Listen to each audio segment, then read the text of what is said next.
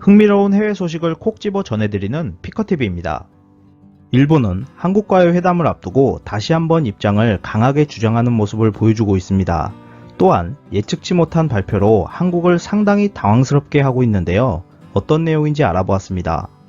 23일 지지통신에 따르면 스거 관방장관은 기자회견에서 한국으로의 수출 제재를 하고 있는 반도체 소재 포토레지스트에 대한 운용에 있어 거래의 실태를 반영한 단순한 신청 절차의 변경이고 완화 조치는 없다고 강조했습니다.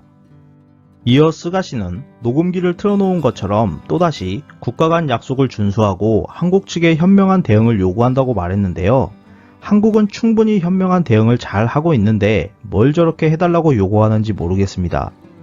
또한 일본 경제산업상도 수출 규제에 대해 결코 완화 조치가 아니다고 말했고, 이어 아베 총리도 나라와 나라의 약속은 지켜달라고 말하면서 한국 문재인 대통령을 만나면 일본의 생각을 제대로 전하고 싶다라고 말했습니다. 만나기 전과 만날 때, 만날 후가 매번 달랐던 아베 총리가 한일 회담장에서 어떤 말들을 할지 벌써부터 궁금해집니다. 사실 아베 총리가 현재 궁지에 몰려있다 해도 과언이 아닐 만한 상황들이 연출되고 있습니다. 일본 지지통신은 한국과의 갈등을 타개하는 것도 그렇고 아베 총리가 한중일 회담을 위해 중국을 방문하고 있지만 시진핑의 일본 국빈 방문에도 먹구름이 끼고 있다 보도했습니다. 기사는 23일 중국 방문의 초점은 한일 정상회담이 관계 개선의 발판이 될 것인가에 있다고 전하면서 중국과의 관계에서도 내년 봄에는 시진핑 국가주석이 일본의 국빈으로 방문해줘야 하는데 이에 대한 반대론이 나오는 등 불확실성이 감돌고 있다 전했습니다.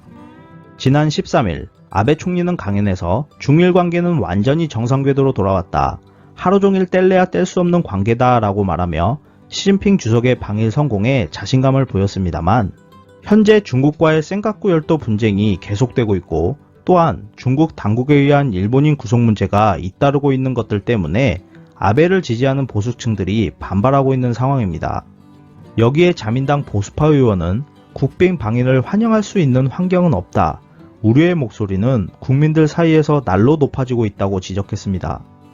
아베 총리가 원하는 친중 정책이 순조롭게 이루어지고 시진핑 주석이 봄에 방문해줘야 여름에 있을 도쿄올림픽에 중국인 관광객이 많이 올 가능성이 높아질 것인데, 아베를 지지하는 보수층들은 이를 싫어하고 있어 난항이 예상되고 있습니다. 또한 일본은 한국과의 관계를 더욱 악화시킬 수 있는 내용을 진행할 것이라고 발표했습니다. 한국의 강력한 반대에도 불구하고 일본은 후쿠시마 오염수를 가열해 수증기로 대기 중에 방출한다거나 오염수를 그대로 바다에 버리는 방안에 대해 사실상 확정한다고 발표해버린 것인데요.